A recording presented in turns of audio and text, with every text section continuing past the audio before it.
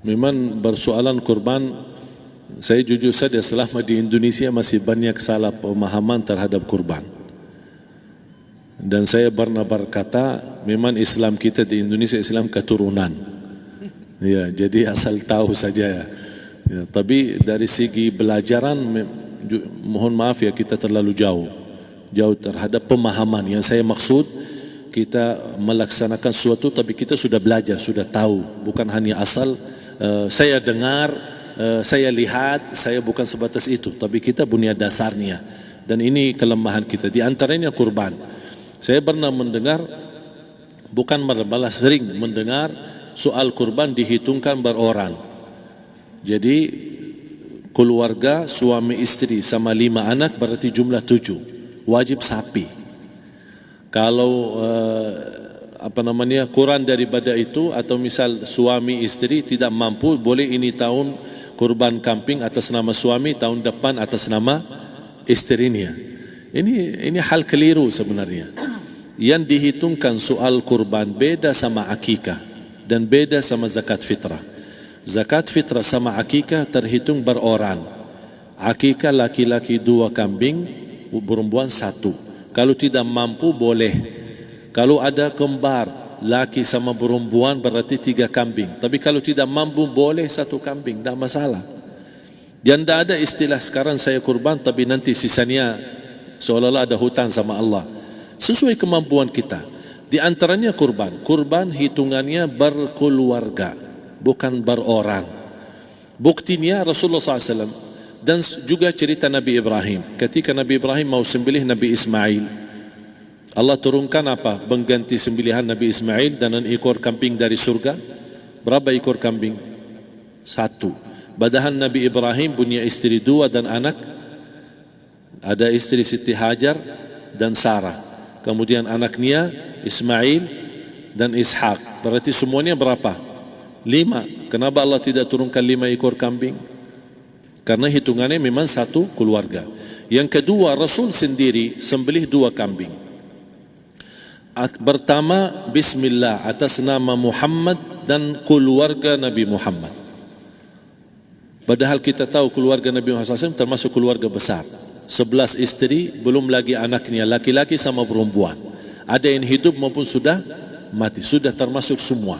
Yang hidup maupun mati. Yang kedua, Rasul sembelih sembelihan yang kedua atas namaku dan umatku. Umatnya berapa miliar? Cuma 1 ekor kambing. Kenapa Rasulullah SAW berkurban atas nama dirinya dan umatnya? Saya mengambil salah satu di sini tanda sayangnya Rasul kepada umatnya. Jadi saya selalu berkata, orang miskin yang tidak mampu berkurban seharusnya bangga di hari kurban, karena Rasul sudah kurbankan duluan atas nama dia. Jadi terima kasih ya Rasulullah, ingatkan kita. Yang kita tidak mampu, Rasul sudah. Bahkan kalau Rasul sudah kurban atas nama umatnya yang tidak mampu, berarti sudah terkabul. Kita aja belum tahu kabul atau tidak kalau kita berkurban. Tapi kalau Rasul sudah terjamin makbul. Oleh sebab itu, hitungan kurban itu adalah 1 keluarga. Misal, bapa punya istri, punya anak. Itu kalau mampu sapi silahkan. Mampu 1000 sapi silahkan. Kalau soal kemampuan tidak ada masalah. Tapi kalau soal kewajiban, tidak ada wajib lebih daripada 1 ekor kambing.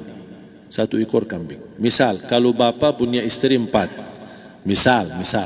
Cuman ini misal. Ya. Istrinya 4. Setiap istri anaknya 10. Berarti jumlah berapa? Anak 40, istri 4, berarti 44, sama bapa 45. Wajib 1 ekor kambing saja, cukup untuk semua ini. Tapi kalau soal mampu, ya silahkan. Mau 1000 kambing boleh, mau 1000 sapi boleh. Tidak ada yang melarang kalau soal kemampuan. Dan kalau kita mau sembelih, Bismillah atas namaku dan keluarga. Tidak perlu bawa data-data nama keluarga. Jadi disebutkan tukang sembelihnya ada capek menunggu sambil sebutkan nama-nama. Tidak perlu. Udah Bismillah atas namaku dan keluarga. Termasuk kata atas namaku dan keluarga, termasuk orang tua yang sudah meninggal. Termasuk orang tua yang sudah, karena kita adalah hasil daripada orang tua. Itu sudah termasuk, tidak perlu kita sebutkan. Ada sebagian ulama membolehkan kalau kita mampu, mau khusus kambing atas nama orang tua, tidak masalah. Kalau kita mampu. Tapi kalau kita tidak mampu, itu sudah termasuk orang tua kita bersama keluarga besar kita. Ini salah satu kenikmatan, dan ini termasuk juga sedekah yang berguna bagi orang yang sudah meninggal di keluarga kita. Wallahu ta'ala alam. Dan juga masalah panitia, bisa kita mewakili.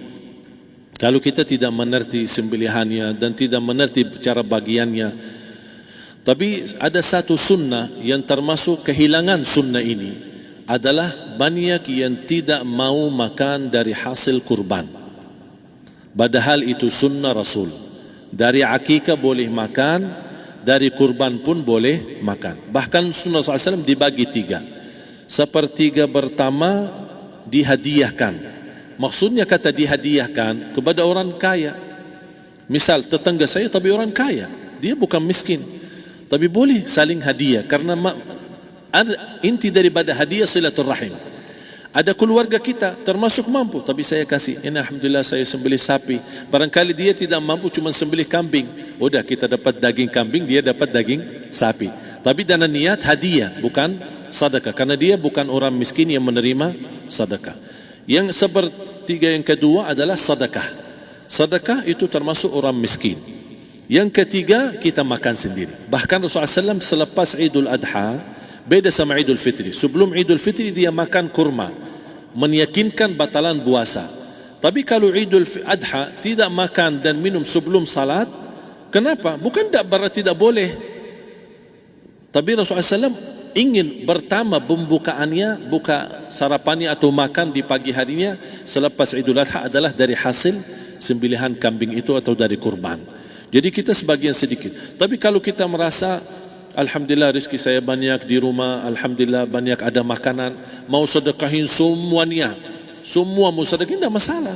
Tapi yang saya maksud, kenapa tidak kita sekali-kali hidupkan sunnah Rasul? Jadi sebagian, walaupun ada sebagian sedikit lah, buat istilahnya sama sedikit porsi nasi atau apa, karena kita berhak sebagai kita kurbankan lillahi ta'ala, kita berhak menikmati kurban ini yang lillahi ta'ala supaya kita mendapatkan keberkahannya, bukan hanya orang lain. Terus yang kedua ada masalah pembayaran. Kalau kita wakili panitia, boleh kita pesan sama panitia, tolong sedikit dari kurban saya minta buat saya makan. Itu tidak masalah, kita boleh minta. Dan boleh kita wakili, tapi kita tolong ingatkan, tidak boleh pembayaran hasil sembelihan itu dari kulitnya. Ini menjadi salah satu persoalan di Indonesia. Banyak tukang sembelih datang, ketika kita tawarkan untuk sembelih ini, berapa Pak? Oh, tidak apa-apa, kasih aja kulitnya sama kepalanya. Jangan Anda setuju, jangan Anda terima. Oh maaf, saya tidak bisa. Bapak berapa ongkos sembelihannya? Kita harus sepakat dulu. Tidak, saya ikhlas, tidak apa-apa, seikhlasnya. Tapi yang penting kepalanya sama kulitnya. Itu aja yang saya minta, yang lain tidak apa-apa. Tidak boleh. Tidak boleh. Kenapa? Karena ini kurban. Kata kurban berarti lillahi ta'ala, bukan untuk jual beli. Kalau kita sudah bayar dari bagian kurban, berarti bukan lillahi ta'ala. Harus kita jaga amalan itu. Tapi bagaimana cara jalan keluarnya? Kita harus sepakat, ijab kabul. Sepakat dulu, Pak, saya udah begini, saya kasih untuk sembelihan 50.000. Bapak setuju? Ya udah setuju. Selesai kan? Sudah sembelih, sudah potong, sudah semua. Lepas ini semua, kita kasih ongkos 50.000 ongkos sembelihannya. Habis itu, Pak, kulitnya sama kepala hadiah buat Bapak. Itu tidak apa-apa, tidak masalah. Tapi bukan untuk bayar sembelihan. Faham maksud saya? Harus dibedakan supaya jangan sampai amalan kita kurban habis biaya, habis ini malah tidak diterima karena sudah kita bayar sebagian daripada kurban. Saya silahkan bayar apa yang kita sepakati, mau hadiahkan kepada dia karena kita tidak bisa guna. Buat apa yang kita mau gunain kulitnya, tidak bisa. Tapi mereka, buat mereka lebih berguna, oleh karena itu kita bisa hadiahkan untuk mereka. Bahkan kita bisa juga kasih daging untuk mereka bisa menikmati sebagai sedekah. Wallahu taala alam.